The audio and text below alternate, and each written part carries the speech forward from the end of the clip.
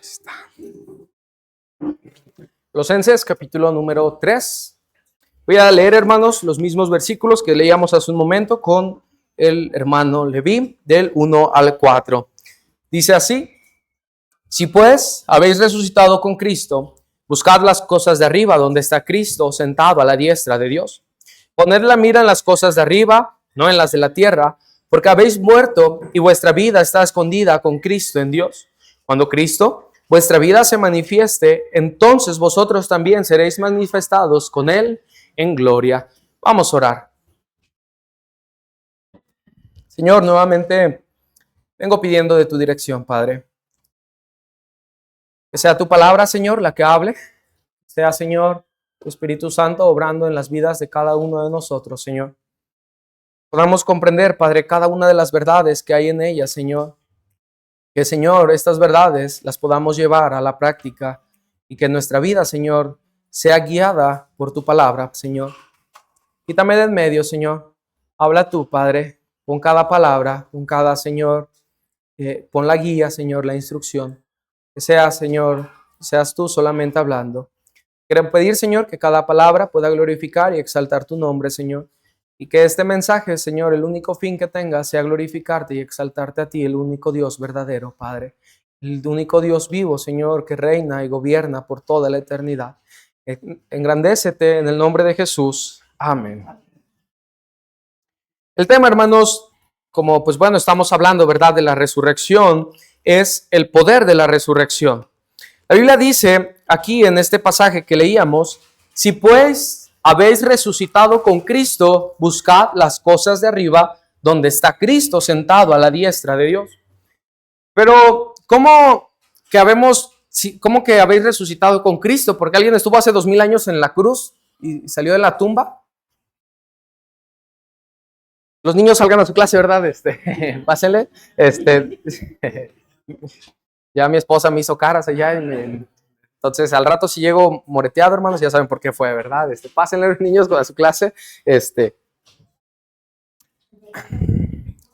con su maestra. Ahora sí, hermanos, ya sí, bueno, se va a quedar, y ahorita ya la hermana está ahí atrás por si empieza a hacer ruido, ¿verdad? Ya la hermana ya está lista para salir, ¿verdad? Ya nada más, mi amor. ¿Cómo que habemos resucitado juntamente con Cristo? Digo, nadie estuvo de nosotros ni en la cruz ni en la resurrección, ¿verdad? Porque como lo mencioné, si hubiésemos estado ahí, nosotros mismos lo hubiéramos crucificado, nosotros mismos hubiéramos estado entre la multitud gritando: crucifíquenle, crucifíquenle. El detalle, hermano, entra en la doctrina del bautizo. Acompáñenme a Romanos 6, y es ahí donde entendemos a qué hace referencia a esto. Romanos 6, versículo 1 en adelante. Dice así: ¿qué pues diremos? ¿Perseveraremos en el pecado para que la gracia abunde? En ninguna manera. Porque los que hemos muerto al pecado, ¿cómo viviremos aún en él? ¿O no sabéis que todos los que hemos sido bautizados en Cristo Jesús, hemos sido bautizados en su muerte? Porque somos sepultados juntamente con él para muerte por el bautismo, a fin de que como Cristo resucitó de los muertos por la gloria del Padre, así también nosotros andemos en vida nueva. La Biblia dice, hermanos, que el bautizo es la representación de una muerte, de que hemos muerto al pecado y que somos sepultados juntamente con Cristo, pero que somos resucitados para andar en vida nueva. O sea, nuestro anterior yo muere y nacemos en nuevas criaturas. Ahora, esto es importante entenderlo, hermano. El bautizo es una representación de lo que pasó internamente en el momento que usted y yo creímos en Jesús como nuestro Señor y nuestro Salvador. El bautizo solamente es hacerlo algo público. El bautizo no limpia de pecados, el bautismo no da la salvación, el bautismo no puede llevarnos al cielo. Lo único que puede llevarnos al cielo es la fe en Jesús. El bautismo es una representación de lo que sucedió internamente en mí, que cuando yo creí en Jesús, yo dije que ya no vivo para el pecado, ya no vivo para el mundo, ya no vivo para mi carne, pero que fui sepultado con Cristo, mi antiguo yo, y mi nuevo yo, la nueva criatura, fue resucitada juntamente con Cristo. Ahora, esto es interesante porque Jesús nada más fue crucificado, fue sepultado y por el poder de Dios resucitado al tercer día. ¿Cuántas veces? Una sola vez. Entonces, todo esto, ¿cuándo pasó, hermanos? En el Calvario. Cuando Cristo fue crucificado, sepultado y resucitado al tercer día. Cuando Jesús muere, hermano, desde ese momento yo muero con él. Por eso lo que les mencionaba, cuando Jesús está orando ahí en Juan, ¿verdad? Y parece que Jesús está pidiendo por sus discípulos, él pide y no solamente por esto, sino por los que habían de creer. Dice en Hebreos que menospreciando el oprobio, sufrió la cruz por el gozo puesto delante de él. ¿Cuál gozo era ese, hermanos? Los que iban a creer en él. Entonces, nosotros, hermano, ya resucitamos juntamente con Cristo en un sentido espiritual, porque Cristo es la primicia, dice la Biblia, es las primicias de la resurrección, el primogénito de entre los muertos, le llama la palabra de Dios.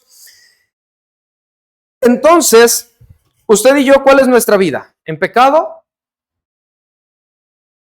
¿Vivimos en pecado, hermanos?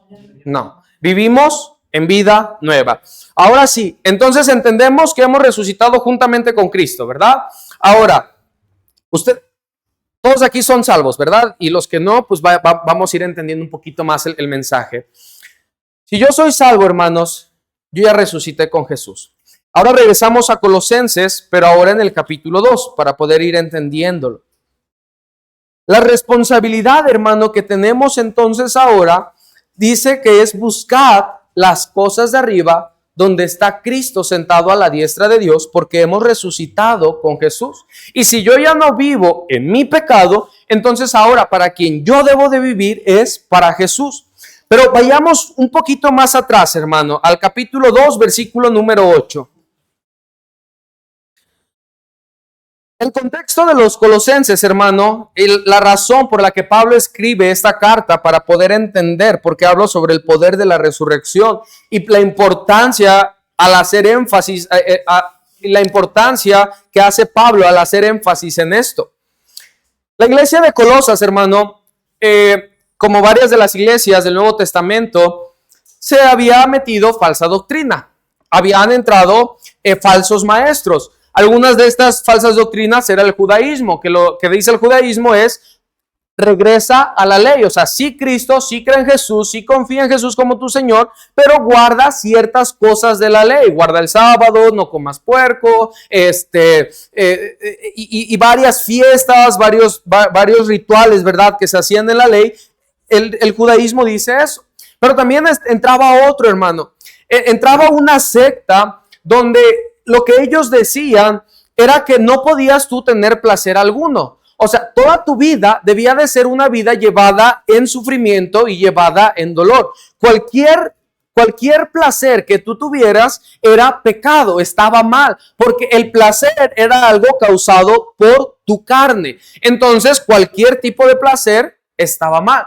Pero, pues si lo piensa, hermano, esto es aún más incorrecto, ¿no? Porque yo creo que hay cosas en la vida donde podemos disfrutar una buena comida, podemos disfrutar, ¿verdad?, un buen rato con la familia, podemos disfrutar, ¿verdad?, un momento de descanso, podemos disfrutar unas vacaciones. ¿Y está mal, hermano? No, claro que no. Hay cosas que se disfrutan y no necesariamente son malas. Podemos disfrutar estar en la iglesia y entonces si el disfrutar es malo, tendríamos que estar llorando todos aquí en la iglesia. Algunos yo sé, ¿verdad?, que en su interior los traen así, pero pues bueno, ni modo, hermano. Entonces, Pablo empieza a hablar, como dice el versículo número 10 de Colosenses 2:10, y vosotros estáis completos en él, que es la cabeza de todo principado y potestad. La respuesta que da Pablo ante las sectas y ante las religiones y ante cualquier otra denominación que no crea en Jesús como Señor y como Salvador 100% en él, es Jesús es suficiente. Jesús es suficiente. Por eso les dice, en él ustedes estáis completos. Con Jesús no te hace falta nada. Y no porque lo tengas todo, no porque tu vida esté llena de placeres o porque siempre hay dinero, porque siempre hay trabajo, no, sino porque con Jesús, hermano, Él es suficiente para llenarnos y para satisfacernos. Dice en el Salmo 23, Jehová es mi pastor, nada me falta. La traducción, ¿verdad? Alguien decía que la traducción correcta no es nada me faltará, sino nada me falta, hablando de un presente continuo. O sea que con Jesús, con Jehová, con Él como mi pastor, con Él como mi Señor, yo lo tengo todo. Yo no necesito de lujos, yo no necesito de riquezas, yo no necesito de nada más porque Jesús es suficiente para mí. Y esa es la respuesta que Pablo les da a estas sectas. Pero ahora vamos a ir viendo, hermano, este pasaje hasta llegar al capítulo número 3 y concluir en esos versículos que leíamos. Leemos, hermano, del versículo 8 al 14, dice así: mirad que nadie os engañe por medio de filosofías y huecas sutilezas, según las tradiciones de los hombres, conforme a los rudimentos del mundo y no según Cristo, porque en Él habita corporalmente toda la plenitud de la deidad, y vosotros estáis completos en Él, que es la cabeza de todo principado y potestad. En Él también fuisteis circuncidados con circuncisión, no hecha mano al echar de vosotros el cuerpo pecaminoso carnal en la incircuncisión de Cristo, sepultados con Él en el bautismo, en el cual fuisteis también resucitados con Él, mediante la fe en el poder de Dios que levantó de los muertos. Y presta atención, versículo 13 y 14. Y a vosotros, estando muertos en pecados y en la incircuncisión de vuestra carne, os dio vida juntamente con Él, perdonándoos todos los pecados, anulando el acta de los decretos que había contra nosotros, que nos era contraria, quitándola de en medio y clavándola en la cruz. El poder de la resurrección, hermano, vence el pecado. El poder de la resurrección vence el pecado. El Señor dice que usted y yo estábamos muertos en vuestros pecados. Dice la Biblia que el alma que pecare ciertamente morirá. ¿Por qué? Porque la muerte es una separación de entre Dios y el hombre a causa del pecado. Entonces dice aquí la Biblia que Él nos dio vida juntamente con Él, perdonando todos los pecados, anulando el acta de decretos que había contra nosotros. Esta acta de decretos, hermano, básicamente era la lista de cada uno de nuestros pecados que el diablo ocupaba para señalarlo a usted y para señalarme a mí. En esta acta venía cada uno de nuestros errores, uno por uno, escrito uno tras otro. Muchos errores de los cuales, hermano, a veces usted y yo ya ni nos acordamos, pero que ahí estaba. Y del poder de la resurrección tiene la capacidad para poder vencer el pecado. Hermanos, sin la resurrección, el sacrificio de Jesús es nulo. Si Jesús no hubiese resucitado, entonces todo lo que Él dijo y todo lo que Él predicó, todo lo que Él enseñó era mentira. Pero su resurrección tiene el poder de quitar, dice la palabra de Dios en el versículo 14, quitándola de en medio y clavándola en la cruz. Gloria a Dios, hermano, porque su resurrección tiene poder para perdonar mis pecados. Porque ¿qué podía ofrecer yo, hermanos, para que mis pecados fueran perdonados? Yo podía pasar, hermano, toda una vida dentro de la iglesia, 24 horas, 7 días a la semana, dando todo lo que yo tengo, dando todos mis recursos. Pero nunca, hermanos, iba a ser suficiente para que mis pecados fueran perdonados. Hermanos, si tu pecado no te duele, entonces no has entendido lo que es el pecado. Si a ti no te duele fallar, si a ti no te duele equivocarte, no delante de los hombres, sino delante de Dios mismo, entonces probablemente no has comprendido de dónde Dios te ha sacado y lo que Dios te ha perdonado. No importa, hermano, si era un pecado insignificante o si tú lo veías como algo pequeño, o como nuestra hermana Laura que comentaba que pues ella se sentía buena, sin ninguna falla, buena esposa, buena mamá. Pero realmente, hermano, cuando comprendemos lo que es el pecado y lo que hace el pecado, lo que promueve el pecado, hermano, entendemos la grandeza que tiene la resurrección en nuestras vidas. Hermano, el pecado es tan serio que costó la vida del Señor Jesús. El pecado es tan horrible, hermano, que costó la vida de Dios mismo. El pecado, hermano, es tan grave que hizo que Dios hiciera hombre y fuera a la cruz. Y a través de eso, hermano, nosotros podemos tener perdón de pecados. Dice el versículo 15.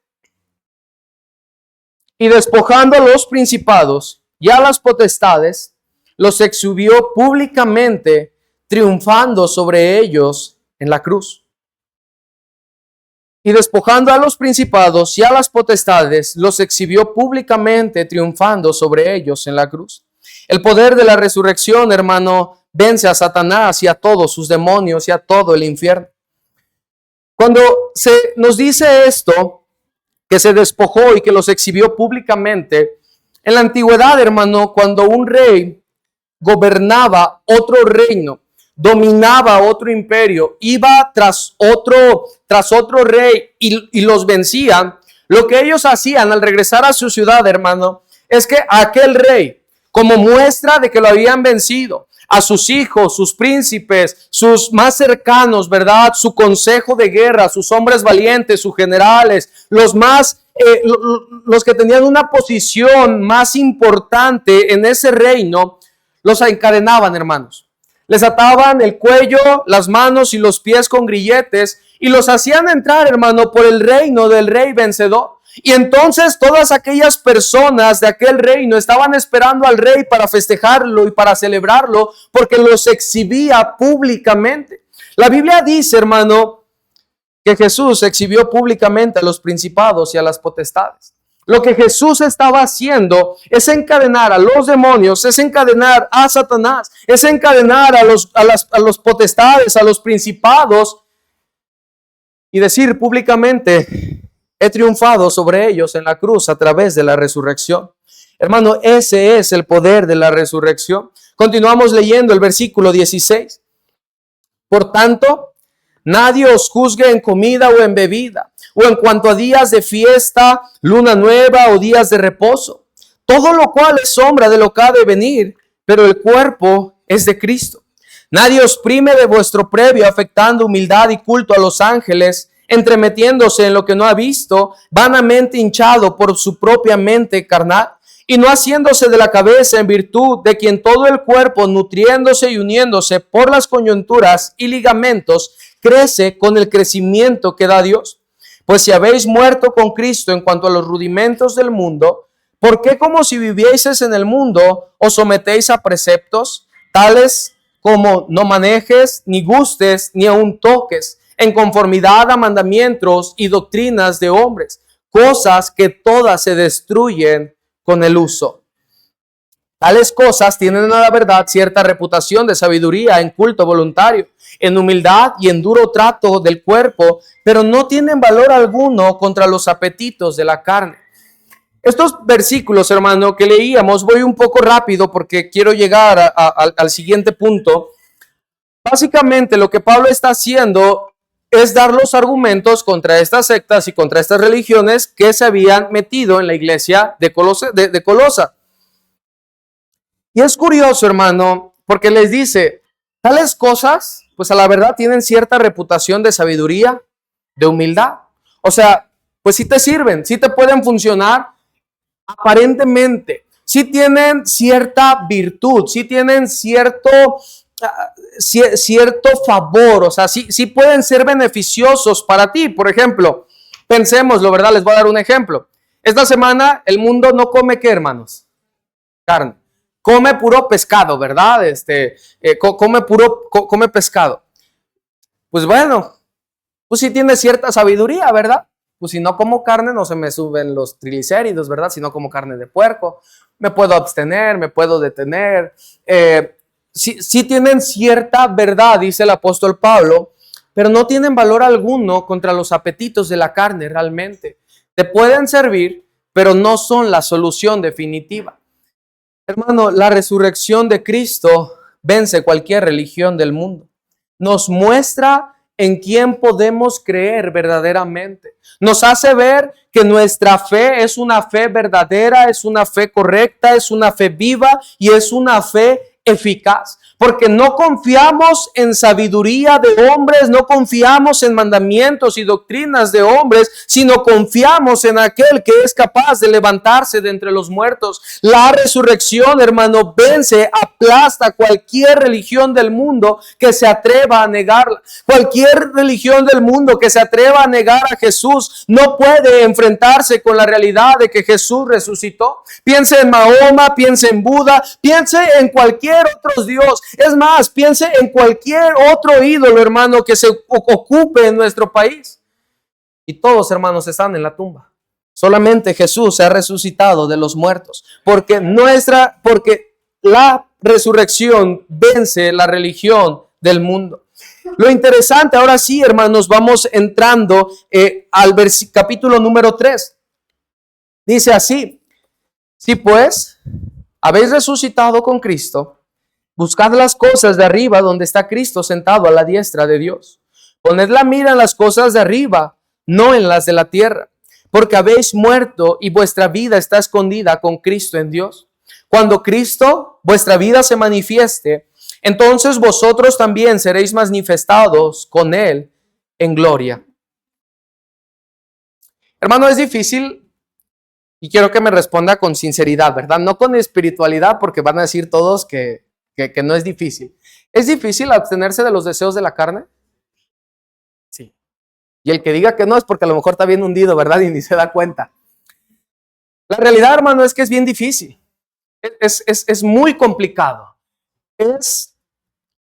Cuando menos nos damos cuenta, hermanos, decimos, chin, ya la volví a regar. Cuando menos lo pensamos, ya volvimos a fallar. Pero la resurrección, hermano, nos da el poder a nosotros de poder vencer los deseos de nuestra carne. La religión no tiene, hermano, contra los apetitos de la carne, pero la resurrección sí nos puede dar el poder para poder luchar contra esos deseos. Por eso dice la Biblia: si pues habéis resucitado con Cristo, si tú verdaderamente eres salvo, si tú has sido bautizado en la sangre de Cristo, si tú has sido bautizado en ese manantial donde se pueden dejar cada uno de nuestros pecados, cada una de nuestras fallas, entonces tú puedes buscar las cosas de arriba, porque tienes el poder de aquel que resucitó de entre los muertos. El mismo Dios que lo levantó, el mismo Dios que lo sustentó, el mismo Dios que hizo que se levantara de la tumba, es el mismo Dios que está contigo. Ese mismo Dios que te hizo tener vida nueva, es el mismo Dios que va día con día contigo para poder ayudarte a abstenerte de cada uno de esos deseos. Hermano, vence a nuestros propios deseos y nos da el poder de vivir para Él. Como lo dije, hermano, no es fácil y no es sencillo. No es algo que sea no, con lo que no batallemos, con lo que no luchemos, con lo que no peleemos con nuestra propia carne, pero a través del poder de la resurrección de Jesús sí podemos. Y gloria a Dios, porque, hermano, aun cuando fallamos, su resurrección nos perdona esos pecados en los que volvemos a caer. Dice el versículo 2: poned la mira en las cosas de arriba, no en las de la tierra. ¿Usted resucitó con Cristo, hermano? ¿Sí? Entonces ese mandato es para cada uno de nosotros. Poned la mira en las cosas de arriba, no en las de la tierra. Para ir a otra nación, hermano, se necesita una ciudadanía, se necesita un pasaporte, se necesita una visa. Pero cuando nosotros entendemos, dice la Biblia que si creyeres en tu corazón que Dios le levantó de los muertos, serás salvo. Cuando yo creo en la resurrección de Jesús, que Dios lo levantó de entre los muertos, entonces yo tengo una nueva ciudadanía. Yo me hago ciudadano ya no de la tierra, ya no de este mundo, sino del cielo mismo. Y si yo vivo, hermano, creyendo que resucité con Jesús, entonces, ¿a dónde debo de enfocar mi vida? Al cielo. ¿Alguno de ustedes, hermano, ha ido a trabajar a otro país? ¿No? ¿Ninguno? El hermano. ¿Otro estado? Ok. Sí, el hermano tiene cara de gringo, hermano Jorge. ¿A otro estado? Sí. Creo que ustedes también, ¿verdad? Ahora, hermanos, cuando ustedes fueron a trabajar a otro lado, ustedes dijeron, voy aquí a comprar, sabiendo que era temporal, ¿verdad? Que no era permanente. Ustedes buscaron hacerse de casas, de muebles, de quizás un coche, a lo mejor por la necesidad, ¿verdad? Pero de propiedades o buscar establecerse, muy probablemente vivían con lo que necesitaban, ¿verdad? ¿Por qué? Porque sabían que eso era momentáneo. Cualquiera, hermano, por ejemplo, vamos a pensarlo de esta manera para los que no han ido a trabajar a otro lado. Imagínense que se le da la visa para ir a Estados Unidos a trabajar por un año. Va a ir a trabajar con Elon Musk como gerente de todo Tesla. Le van a pagar, hermano, un sueldazo, un dineral. Todo lo que usted gane, hermano, usted lo puede ahorrar. O puede comprar cosas allá, pero con la única condición de que cuando usted se regresa a México no puede sacar nada de aquel país. Solamente lo que haya hecho en su tarjeta o en efectivo. ¿Usted compraría una casa, hermanos? ¿Usted compraría un carro? ¿Verdad que no? Usted buscaría ahorrar lo más que pueda. Es más, a lo mejor hasta haría 2 comidas, ¿verdad? O una en el día para poder juntar y decir, pues me voy a ir bien forrado, ¿verdad? Bien cargado. Bueno, hermano, usted diría, si ve que alguno se compra una casa, se compra un carro, empieza a vivir, empieza a derrochar, vive en la mejor zona de la ciudad, diría, ese está loco, lo van a regresar. ¿Por qué está gastando tanto aquí si de todos modos nada de eso va a poder sacar? ¿Por qué está malgastando en lugar de poder decir cuando llega a México se puede comprar una casa, puede empezar un negocio, puede hacer 1000 cosas? ¿Por qué lo está gastando aquí? ¿Verdad que sí? Lo criticaríamos, lo señalaríamos, le diríamos que es un ridículo, que está loco, intentaríamos hablar con él, ¿verdad? Intentaríamos entrar a ser en razón. Pero muchas veces, hermanos, nosotros estamos de esa manera. Dice la Biblia, poned la mira en las cosas de arriba, no en las de la tierra. Si tú resucitaste con Jesús, entonces este ya no es tu lugar donde vas a vivir. Si tú creíste en Jesús, si tú fuiste sepultado con Él, si tú resucitaste con Él, no te vas a llevar nada de este mundo. Lo lamentable es que no solamente nosotros, sino que aún la gente que no ha creído en Él no podrá sacar absolutamente nada. Mira, hermano, yo no quiero decirle, ¿verdad?, que entonces está mal comprar una casa, ¿no? O un carro. Gloria a Dios, y el Señor se los permite, hermano. Qué bueno, ¿verdad? Nos da mucho gusto cuando alguien llega con un vehículo, o cuando alguien progresa de esa manera. Si el Señor lo permite, pues gloria a Dios. A lo que me refiero, hermano, es que nuestro enfoque no va a estar en vivir acomodados en este mundo, sino va a estar en buscar vivir para el cielo constantemente. Así como dijimos, pues viviríamos con lo necesario, con lo justo, con lo que nos saque adelante, ¿verdad? Porque tampoco le voy a decir, hermano, venda su casa y quédese a vivir en la calle. No, no se trata de eso. Pero viviríamos solamente, hermano, con lo que nos hace falta. No gastaríamos entonces, hermano, en cosas que a veces no son necesarias. No gastaríamos, hermano, en cosas que muchas veces son un desperdicio. No viviríamos para nosotros mismos, sino que verdaderamente viviríamos en el cielo. El hecho de haber resucitado con Cristo entonces me hace buscar el cielo. Forzosamente, hermano, forzosamente un cristiano que ha resucitado con Jesús ya no vive para el mundo, sino que vive ahora para el cielo. Hermano, este mundo es pasajero. Este mundo se va a acabar y se va a terminar, pero a través de la resurrección de Cristo, usted y yo vamos a vivir eternamente. Mira lo que dice el versículo 3. Porque habéis muerto y vuestra vida está escondida con Cristo en Dios. Cuando Cristo, vuestra vida se manifieste, entonces vosotros también seréis manifestados con Él en gloria. Hermano, dice la Biblia que nuestra vida está escondida con Cristo en Dios. Entonces, pues al 100% ya no es tu vida, porque al final de cuentas la tiene Él. Y cuando Él quiera, cuando Cristo sea manifestado, cuando Él regrese por segunda vez, entonces ahora sí tu verdadera vida, No la vida de este mundo, sino la vida eterna. Cuando Cristo te entregue ese cuerpo glorificado, semejante al suyo en gloria, cuando todos tus dolores, achaques, enfermedades, todas aquellas cosas que te acongojen se terminen, ahora sí tu vida será manifestada. Pero esperar el cielo, hermano, nos debe de hacer vivir en la tierra como si estuviéramos en el cielo. En el cielo, hermano, lo único que vamos a hacer es estar glorificando a Dios. Muchos de nosotros, hermano, vamos a estar aburridos en el cielo, porque en vida nunca pudimos ser capaces de glorificar a Dios. ¿Para qué estoy viviendo, hermanos? ¿Y a qué me estoy entregando? Un ejemplo vivo de esto en la Biblia, hermanos, es la vida de Pedro. La vida de Pedro, hermano, es un reflejo del poder de la resurrección. No vamos a ir a los pasajes, hermano, por el tiempo, pero voy a narrarles solamente la historia. ¿Se acuerda cuando el maestro les dice, verdad, que todos ellos iban a alborotar, verdad, y que todos ellos iban a ser esparcidos? Lo mencionamos también en la mañana. Y Pedro sale siempre bien valiente, ¿verdad? Cuando se trataba de bajarse en la barca en el mar, Pedro. Y Pedro sale bien valiente. ¿Sabes qué, Señor? Yo aquí voy a estar, en las buenas y en las malas. A mí no me importa lo que te pase, a mí no me importa lo que te hagan y no me importa quién te persigue, yo voy a estar contigo. Pedro, hermano, tenía un carácter un tanto ególatra.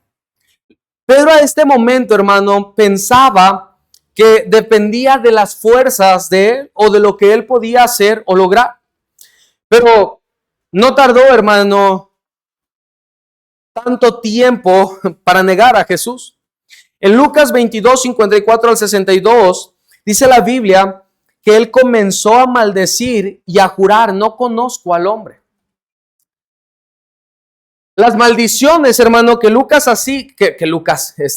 Pedro hacía, no eran maldiciones echadas al aire, ¿verdad? Eran maldiciones contra Jesús. O sea, no empezó a hablar solamente malas palabras, sino que las malas palabras que hablaba, lo que maldecía, lo hacía contra Cristo. ¿Te imaginas, hermano, un momento decir, yo nunca voy a negar a Jesús? Pero instantáneamente estar maldiciendo el propio nombre de Jesús. Era algo, hermano, terrible y triste. Jesús, hermano, cuando resucita, lo busca. Acompaño esos versículos y quiero que los vea. Marcos 16, 7, por favor. Vea el énfasis que hace el maestro sobre Pedro y no sobre todos los demás apóstoles. Marcos 16, 7.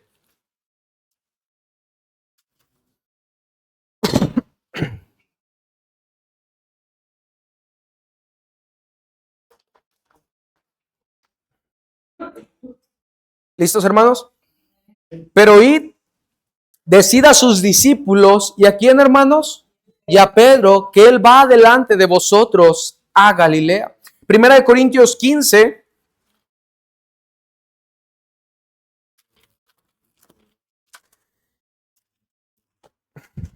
Primera de Corintios, capítulo número 15. Versículos 4, hermanos. Recordemos que aquí Pablo está narrando, ¿verdad?, en orden cronológico a quién se le apareció Jesús después de la resurrección. 1 Corintios 15, versículo 4. Y que fue sepultado y que resucitó al tercer día conforme a las Escrituras. Y ve al primero que se le aparece. Y que apareció a Cefas. ¿Quién era Cefas? Pedro. Y después a los 12. Después apareció a más de 500 hermanos, de los cuales muchos viven aún y otros ya duermen. Jesús, hermanos, sabía que el peso de la culpa de Pedro le impedía acercarse por iniciativa propia. Y esto es, hermano, lo hermoso, ¿verdad? Jesús sabe que Pedro le había negado y que Pedro había llorado amargamente porque Jesús mismo había visto cuando lo estaba negando y se acordó de aquella profecía que Jesús le había dicho. Pero va Jesús, hermano, con iniciativa propia a buscar a Pedro directamente porque sabía que por voluntad propia Pedro, a causa de su pecado, no lo iba a hacer. Hermano, es exactamente lo que Jesús hizo con nosotros. Usted y yo no podíamos acercarnos a Dios.